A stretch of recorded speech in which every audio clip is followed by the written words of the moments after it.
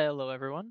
With the next season cycle changing soon, going from a solar void to an arc solar elemental modifier, let's talk about what you should be doing daily, weekly, and monthly to prepare.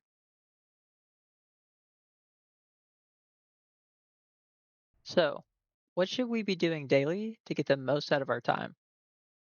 Let's start off with Pinnacle Energy, since there are a few things we should keep in mind when we choose what to spend it on. There are weekly, Pinnacle, and basic reward claims for different activities. It's important to take note of what you can actually receive from each of these reward types. Some activities offer pretty good basic reward claims, while some offer basically nothing, especially exotic weapons, their materials, artifacts, and weapon mods. If you didn't know, or you're just not there yet, once you reach a claim 9, you will unlock the Iron Commander operations. To use this, you first buy Ops authorization tokens for 20 energy apiece. The maximum per day increases with the claim bonuses, starting at 1 and going up to a maximum of 3. This will then allow you to send out a team to one of these activities. If your team meets the dispatch requirements, you'll get a 10% reward bonus when it is completed, giving you a little bit more than if you did it yourself.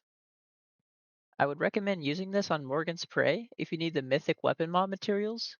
Otherwise, if you need the relic sheaths, you can use them on Legacy. But you should get to a point where you aren't needing these that often, unless you're saving for a new character or you're building one. Otherwise, if you planned on using your energy in either the Gauntlet or the Strike, maybe you need infusion cores, Luminite, or you want to roll for an exotic weapon mod or exotic weapon, you can run these activities instead. One thing about Iron Commander is if you're needing exotic weapon infusion cores or any of the other materials to upgrade exotic weapons, you should consider using your energy on Legendary Campaign instead, since there are no current ways to farm these materials from basic claims. If you really need elemental fruit, you can spend your energy in Singularity Chaos, but I would consider this last priority unless you're stuck on a character, either from gilding levels or relic levels. Besides spending your Pinnacle energy, you can complete 3 daily commissions in either Jiangxi Metro or the Red Sea Rift. These actually give the character you complete them on 5 proficiency per mission. So you can use this to gain a little bit more proficiency for specific characters in case you're close to a character mission cutoff or something. You can also pet and feed the cat a specific type of fish each day to receive a gift. There are a couple known triumphs tied to this, as well as lore for Umiko. So if you want to complete those things, try not to forget like I do all the time. Also, remember to complete your mentor handbook activities if you haven't, because these take at least a month to finish. You can also talk to Wu Ming each day for 5 favor towards the black market, which isn't much, but it's free. And if you're a ShadowShaper player, you will likely run into him anyway. Speaking of ShadowShaper Duels, just like the other casual activities, you can claim these rewards 5 times a day. You get 5 tokens for losing and 10 from winning or drawing. So even if your deck isn't very good yet, or you don't enjoy playing other people, you can just forfeit. I recommend playing 5 PvP duels each day to get the duelist tokens. That way you can buy the new cards when Wuming resets.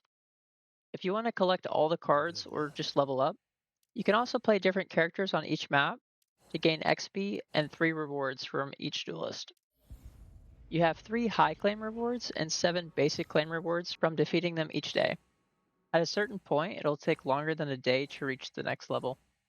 And as far as I'm aware, there isn't currently a limit to the amount of XP you can gain from winning against other players. So if you just really want to, you can grind XP that way. As far as casual activities go, Sparrow Racing and Iron Bar are also 5 rewards per day. Sparrow Racing being available in the afternoon and Iron Bar on the weekends. Since we only have fishing left, we can get into what you should be doing weekly. You can fish every day provided you have a rod and bait, but you can only buy these supplies weekly. Unless you really like fishing, you don't need to fish every day unless you're missing a specific fish to feed the cat. Back to non-minigame content, you have 3 weekly reward claims from Legendary Campaign and 3 from Strikes or Gauntlet activities. I highly recommend completing all of these claims since they give the best rewards. In the Legendary Campaign, you should not only complete all 3 of these claims, but you should also get all of the bonus rewards from clearing the missions fast enough. You can always borrow a friend or pack member's character once they clear it, so you should be able to complete them all every week. You can easily brute force it with your strongest character once you get somewhere over the 50 to 55,000 power range, even if they don't match the modifiers. If you're still hunting for the Eclipse exotics, like the Mahayuri, Octant, or Gallows, I'd recommend using your 3 weekly claims on that specific mission, since it costs 80 exotic parameters to craft, and the other exotics only cost 40. And then to roll weekly and monthly together, we have the exchanges. First on the list is shifting gates, and the items you should exchange for are the sheaths, infusion cores, luminite, and fruit chests. There are also 2 exotic ShadowShaper cards here, if you didn't know.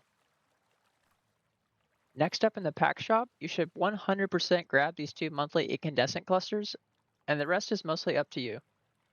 Other than that, I personally just get the sheaths and sometimes the bright dust, but make sure to grab the 5 fruit chest if you haven't yet. The Fortuna shop is mostly just secondary rewards from draws, but take a look every once in a while and see if there's anything you need. Just keep in mind these resources slow down heavily after you get through your first big batch of Luminite leaves and free draws. For fishing, you should grab all of the poles and bait you can buy each week, except these green poles unless you run out and you really want to fish.